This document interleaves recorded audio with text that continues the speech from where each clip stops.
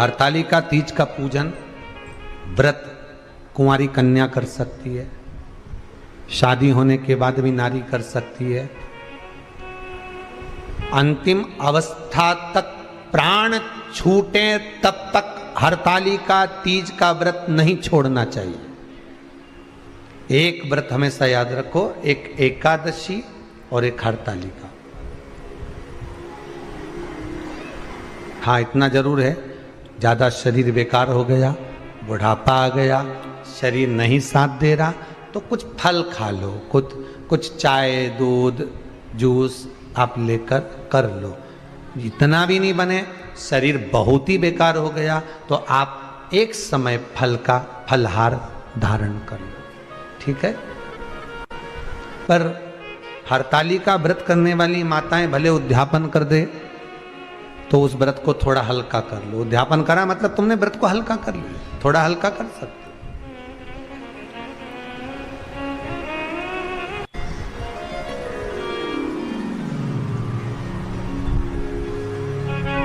हरतालिका तीज का जो व्रत का उद्यापन करते हैं उसमें 5 चीज रखते हैं ना, 5 कपड़े स्त्री के, 5 कपड़े पुरुष के, 5 तरह का अनाज, 5 तरह का फलहार, 5 तरह का फल।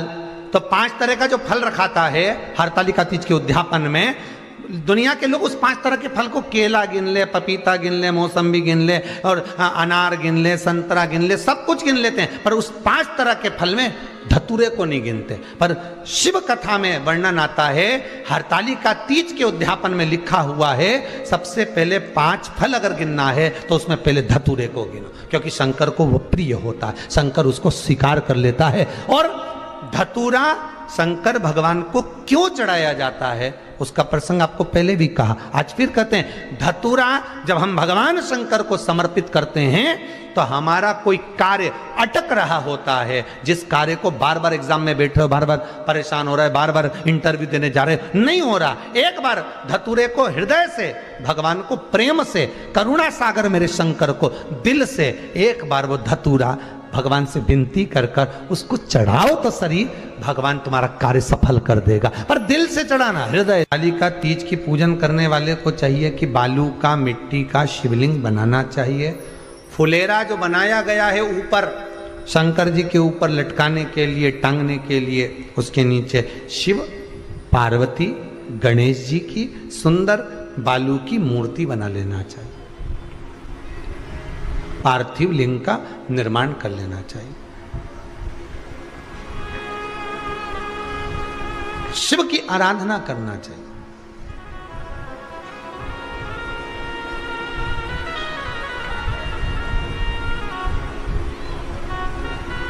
जो फल आपके पास में हो शंकर को समर्पित करना चाहिए, पूजन करना चाहिए, आराधना करो। सबसे पहली पूजन हरतालिका तीज की प्रदोष काल के अंतर्गत हो जाना चाहिए, शाम के समय पर। प्रयास करा करो प्रदोष काल के समय पर पहली पूजन हो जाए तो ज़्यादा अच्छा। पर लोगों की आदत रहती है कि 8 बजे तक, 8:30 बजे तक, 9 बजे तक पहली पूजन करें, फिर दूसरी आराम से, फिर तीसरी, फिर आराम से, फिर चौथी। तो ऐसा सब अपने अपने हिसाब से। पर शास्त्र रीति कहती है कि प्रदोष का जो समय होता है, प्रदोष काल जो होता है, शाम का जो समय होता है, उस समय पर हरतालिका तीज की पहली पूजन हो, जिससे आपका स्मरण चित्त शंकर भगवान में उस घड़ी, उस पल, उस क्षण में आप शिव के हो जाएं और शंकर आपका हो जाए। हाँ, अगर किसी के आने में देरी हो, कोई आ नहीं पा रहा है, बहुत देरी हो रही हो, तो हरतालिका पूजन व्रत वर्णन करता है कि शिवलिंग का निर्माण, पार्वती जी की मूर्ति का निर्माण, गणेश जी का निर्माण और फुलेरा जो बनाया हुआ है, ये प्रदोष काल के पहले बनकर तैयार हो जाना चाहिए। प्रदोष काल के अंतर्गत फुलेरा नहीं बनना, फुलेरा पहले बन जाना चाहिए। और बहुत विशेष बात ध्यान रखिए हरतालिका तीज की, कि शंकर जी का जो अपने स्वरूप बनाया है, पाटे में, थाली में, चौकी पर, चौरंग पर जो स्वरूप बनाया है, वो पहले नहीं रखना है। पहले क्या बांधना है? फुलेरा। पहले फुलेरा बांधिए, उसके बाद उसके नीचे शंकर जी को रखिए। कई अब जो हरतालिका तीज का पूजन करते हैं तो उनके लिए हो गया। अब दूसरे के लिए भी सुन ले।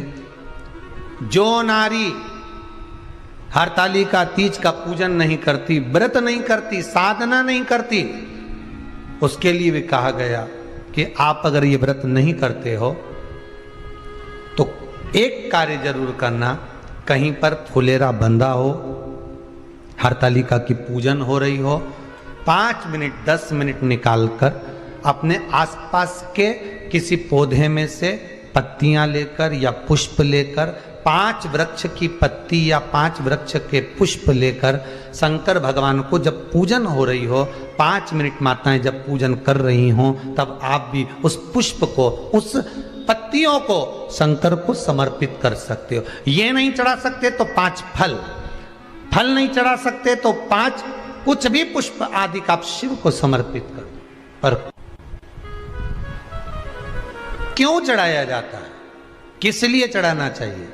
तो कहा कन्या स्त्री अगर मान लो हरतालिका का व्रत नहीं करती, पूजन नहीं करती, आराधना नहीं करती, तो वो कन्या, वो नारी, वो स्त्री, वो पुरुष कार्य तो बहुत करेगा, दुकान भी 4 चलाएगा, व्यापार भी बढ़ाएगा, पर संपदा को जोड़ नहीं पाएगा। 1 रुपए कमाएगा, 1.25 रुपए खर्च वाला काम चलेगा। हस्त नक्षत्र में जो तृतीया पड़ती है, हस्त नक्षत्र के अंतर्गत जो तृतीया का महत्व कहा गया है, वो संपदा को बढ़ाती है, मनोकामना को पूर्ण करती है। इस नक्षत्र के अंतर्गत जो तृतीया आती है वो मनोकामना को पूर्ण कर कर चली जाती है। इसलिए शिव की आराधना के लिए प्रथम मान्य हस्त नक्षत्र में किया गया दान, हस्त नक्षत्र के अंतर्गत तृतीया के दिन किया गया पुण्य, हस्त नक्षत्र में तृतीया के दिन किया गया श्रृंगार, हस्त नक्षत्र में तृतीया के दिन करा गया अपना सुंदर सिंदूरा, भगवान का आनंद, 5 तरह के वस्त्र, 5 तरह के स्त्री के वस्त्र, पुरुष के वस्त्र, 5 तरह का फल, 5 तरह का अनाज, ब्राह्मण को बुलाकर ब्राह्मणी के साथ आप या तो ब्राह्मण से उद्यापन करवाएं या फिर आप स्वयं भी करते हैं तो शिव को समर्पित करके ब्राह्मण और ब्राह्मणी को भोजन कराकर वो भाग प्रदान करें। यही हरतालिका तीज के उद्यापन का वर्णन आता है। सुंदर भाव से हरतालिका माता आप सभी की मनोकामना पूर्ण करे। हर हर महादेव।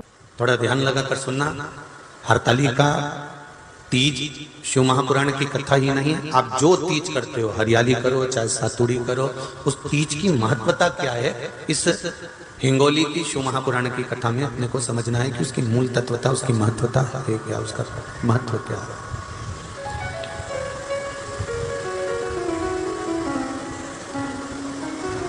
भगवान ब्रह्मा, भगवान विष्णु और भगवान शिव, इन तीनों की जो अर्धांगिनियां, ब्रह्माणी, लक्ष्मी और पार्वती, इन तीनों ने तप कर कर, साधना कर कर ब्रह्मदेव को, भगवान विष्णु को और भगवान शंकर को प्राप्त किया। और तीनों ने प्राप्त कर कर तीनों देवताओं से वर मांगा कि वर हमको ऐसा दीजिए कि हमारे तप साधना का फल नारी को तीज के दिन प्राप्त हो जाए। अब देखिए जरा, एक ही व्रत से, एक ही उपवास से उसको संपूर्ण तप साधना का फल प्राप्त हो रहा है, संपूर्ण तप साधना का फल उसको मिल रहा है। मात्र एक व्रत से, केवल एक व्रत कर रहे हैं, संपूर्ण तप साधना का फल उसको प्राप्त हो रहा है। ऐसा कोई व्रत, ऐसी